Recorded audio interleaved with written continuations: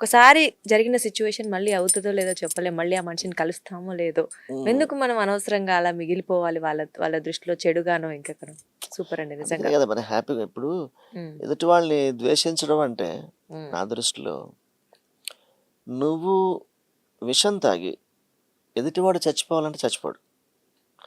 ద్వేషం అనే ద్వేషించడం కానీ, అసూయ కానీ, కక్ష కట్టడం కానీ ఇవన్నీ మనం విషం తాగినట్టే. మనకే చూపిస్తుంది లాస్ట్. అది దాని ఇంపాక్ట్ చాలా ఉంటుంది. ఇప్పుడు నేను పుసుకుని లేదో అన్నాను అనుకోండి, హ్మ్. ఆ మనసు ఎంత తీవ్రంగా తీసుకుంటుంది. దానివల్ల రోజంతా డిస్టర్బ్ అవుతుంది కదా.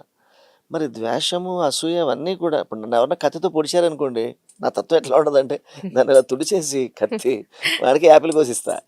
అహింస అహింస అని అహింసవాదం. కూడా చెప్పను కానీ హ్మ్. నేను జస్ట్ ఐ డోంట్ అదేది నేను అది ద్వేషాలు, అసూయలు నేను పెద్దగా సీరియస్‌గా తీసుకోను. హ్మ్. నాకు ఎక్కడానికి బోలెడన్ని మెట్లున్నాయి. హ్మ్. హ్మ్. హ్మ్. అవి ఎక్కడ దాంట్లో బిజీగా ఉంటాను నేను. అవునవును. ఇవన్నీ పట్టించుకుంటే ఆ ముందు అది వెళ్ళలేము ఇప్పుడు దాని మీద ఒకవేళ మీరు దృష్టి పెట్టి. సముద్రంలో వెళ్తున్నారనుకోండి, మిమ్మల్ని ఎవరైనా షిప్‌లో వెళ్తున్నారు. మిమ్మల్ని ఎవరో సముద్రం మధ్యలో నీటిలోకి తోసేశారు సముద్రంలోకి. ఎవడు తోసేసాడని పైకి చూస్తారా? ఈదుకుంటూ ఒడ్డుకెళ్తారా? ఈదుకొని ఒడ్డుకెళ్ళడమే జీవితం అంతే బెస్ట్. ఆల్వేస్. హ్మ్. మీరెప్పుడూ కూడా ఎక్కడానికి మెట్లు ఉన్నాయి. ప్రయాణం బోలెడంతుంది.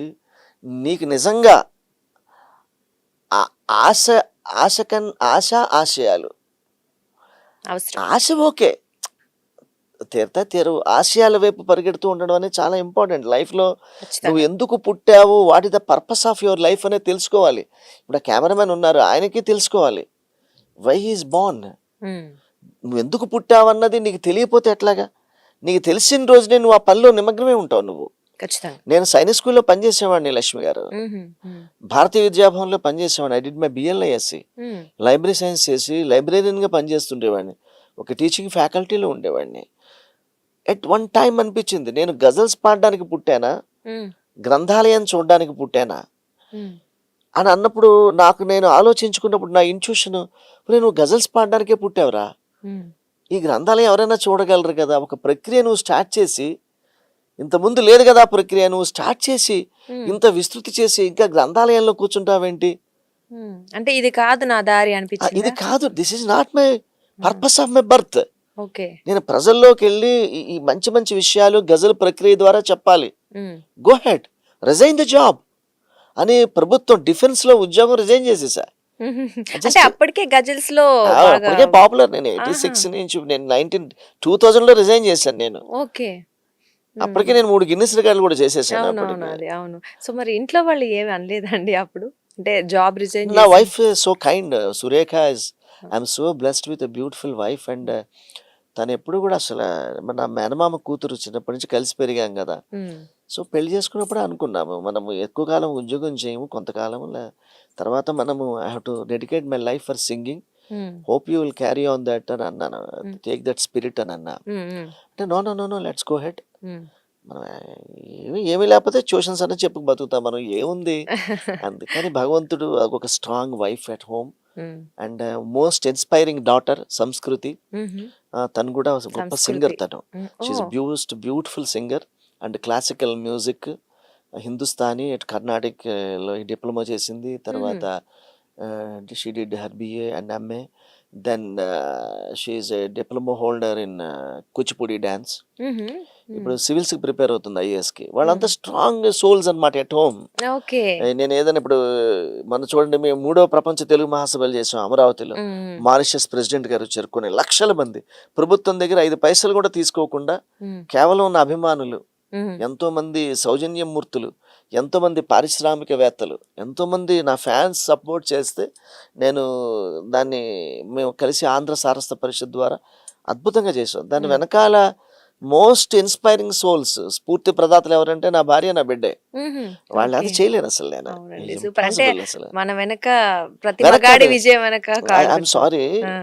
మీరు వెనక నేనైనా అనుకోవద్దు. తప్పు వాడానేమో పదం నాకు తెలీదు. I take back. హ్మ్. ఎప్పుడు గుర్తుపెట్టుకోకండి. గొప్ప మగాడి వెనకాల ఆడదుందన్నమాట తప్పు. హ్మ్.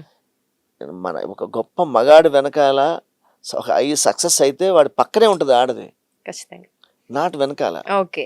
పక్కనే. నా భార్య ఎప్పుడు నా కూతురు చెరువు పక్కన నిలబడి నన్ను నిలబెడతారు. సూపర్ అండి. అంటే ఫ్యామిలీ సపోర్ట్ ఎంత ఇంపార్టెంట్ అనేది ఇక్కడ మనకు తెలుస్తుంది. అంటే సపోర్ట్ కూడా కాదండి, వాళ్ళు సేవ చేస్తారు. సేవ. They service. సపోర్ట్ అంటే సహాయం. సహాయం అంటే ఒకప్పుడు ఈ సహాయం అని రిటర్న్ అడుగుతుంది. సేవ అడగదు. నేను సనాతన ధర్మంలో, మన సనాతన ధర్మంలో హెల్పింగ్ హ్యాండ్స్ లేవు, సర్వింగ్ హ్యాండ్స్ ఉన్నాయి. ఖచ్చితంగా అవును. హెల్ప్ లేదు అసలు. హెల్ప్ చేయడం అంటే నీకు అహంకారం వస్తుంది. అరే నాకు హెల్ప్ చేశాను వాయ్ అంటారు. I don't believe in helping hands, I believe in serving hands. Okay. Service చేయాలా, సేవ చేయాలి. పుట్టపర్తి సత్యసాయి బాబా గారు చూడండి, సర్వింగ్ హ్యాండ్స్. సేవ గొప్పదండి నిజంగా. మనం ఏం అడగము, తిరిగి అడగలేము, అడగకూడదు. అది కూడా ఏమి ఆశించకుండా చేయటం అనేది, మన డబ్బులే ఖర్చు అవుతాయి, మనకే టైం వేస్ట్ అవుతుందని ఆలోచించుకోకుండా చేస్తారు చూడండి, నిస్వార్థంగా. ఇంకోటి లక్ష్మి గారు, మనము అందరూ అంటే మీరు ఇన్ని చేస్తారు కదా, పురాతన దేవాలయాలు జీర్ణోద్ధరణ చేస్తారు, ఓల్డ్ ఏజ్ హోమ్స్, ఆర్ఫనైజెస్ అన్ని సపోర్ట్ చేస్తారు, భాష కోసం పనిచేస్తారు. ఇంతమందితో అసలు ఏ పార్టీకి సంబంధం లేకుండా ఎంతో మందితోటి, అన్ని దేశాల్లో అంతమందితోటి నేను చాలా సన్నిహితంగా ఉంటాను. ఎట్లాగంటే బికాస్ నాకు ఏమి ఆపేక్ష ఉండదు, అన్కండిషనల్గా ఉంటాను. మనకి ఆశించేది ఏం లేనప్పుడు నేను భార్యతో అయినా, బిడ్డతో అయినా, అమ్మతోనైనా, నాన్నతో అయినా, నా మోస్ట్ డియరెస్ట్ మోస్ట్ క్లోజెస్ట్ ఫ్రెండ్స్తోనైనా సరే అసలు ఆపేక్ష ఉండదు. ఇప్పుడు ఇక్కడికి వచ్చాను అనుకోండి, మీతో ఏమన్నా రాగానే అండ్ ఆమె లోడెడ్ గానండి మీ ఇష్టం, అలాగే నాకు ఆపేక్ష ఉండదు. ఇప్పుడు మీరు ఆపేక్ష పెట్టుకుంటే మీకు ఎంత పెయిన్ వస్తుందో చెప్పలేను. అవును. మీరు ఏ పనైనా సరే, ఇప్పుడు ఉద్యోగం చేసినప్పుడు జీతం కోసం చేస్తాము, అది ఓకే.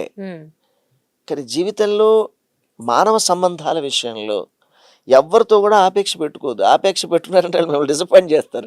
నిజం అండి, ఇది మాత్రం నిజం.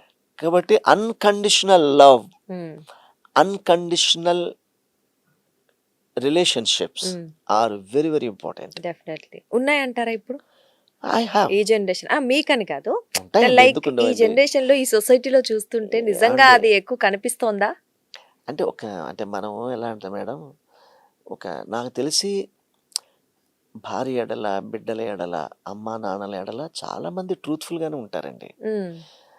బట్ ఏంటంటే ఎట్ టైమ్స్ జీతం వేరు, జీవితం వేరు. జీవితాన్ని మేళవించి బతకడం అనేది చాలా గొప్ప విషయం. నాకు డీలిట్ ఇస్తున్నప్పుడు నాగార్జున యూనివర్సిటీలో నాకును ఆర్ట్ ఆఫ్ లివింగ్ రవిశంకర్ గారికి డీలిట్ ఇస్తున్నారు. నా పేరు చెప్పగానే యూత్ అంతా కేరింతలు కొడుతున్నారు యూనివర్సిటీలో. అక్కడ వెంటనే ఆర్ట్ ఆఫ్ లివింగ్ రవిశంకర్ గారు అడిగారు నన్ను, గజల్ జీ ఆప్ క్యా గాతే హై గజల్ మే అని అడిగారు. మీరు గజల్ పాడుతున్నప్పుడు ఏం పాడతారు, మీరు ఇంత ఆనందిస్తున్నారు మీ పేరు చెప్తే అన్నారు.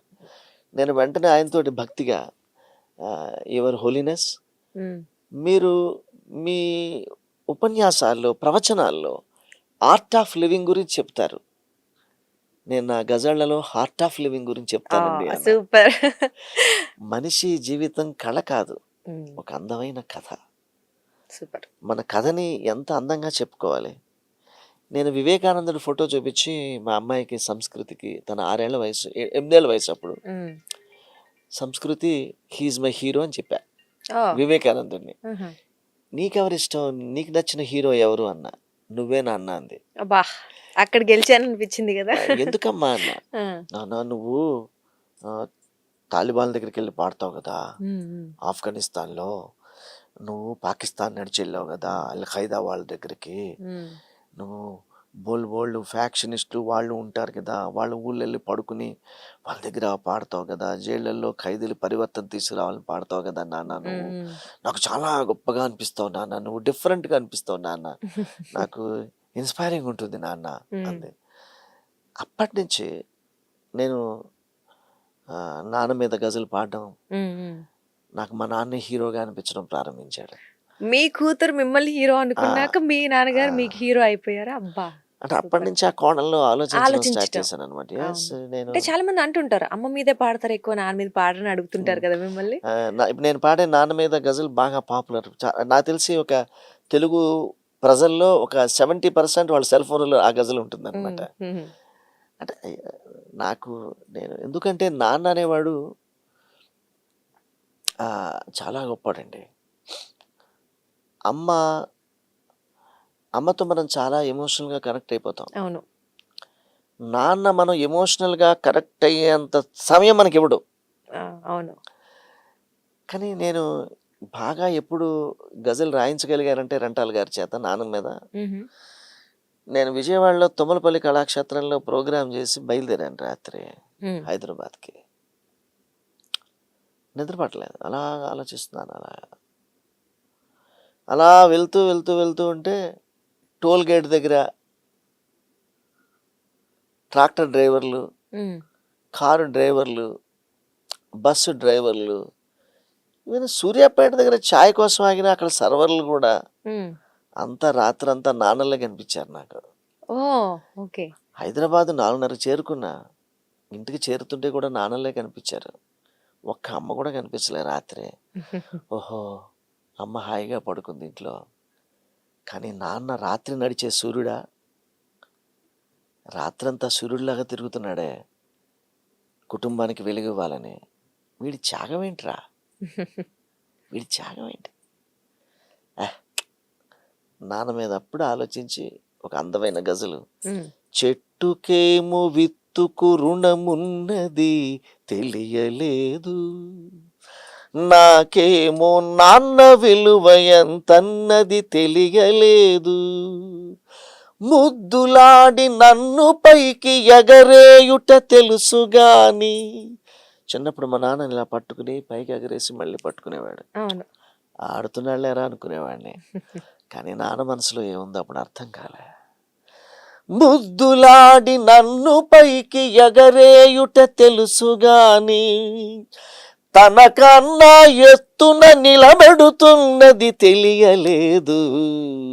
ఆ, నా కొడుకు నా అందకన్నా ఎత్తులా చూసుకోవాలరా అని ప్రతి తండ్రి కలలు కంటాడు. అవును. ఎన్ని ఎన్ని ఎన్ని కలలు కంటాడో నాన్న.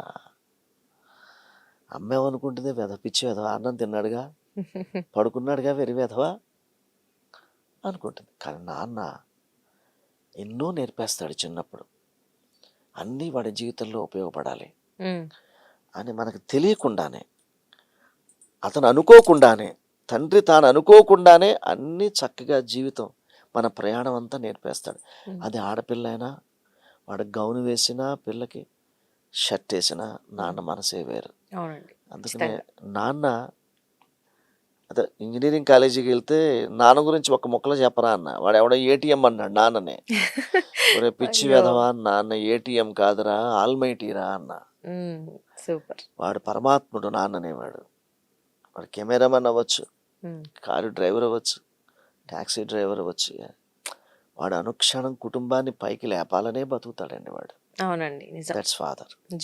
జీవితాన్ని త్యాగం చేసి అందరి ఫ్యామిలీ కోసం. అంతే కదా మరి. సూపర్ అండి. నిజంగా.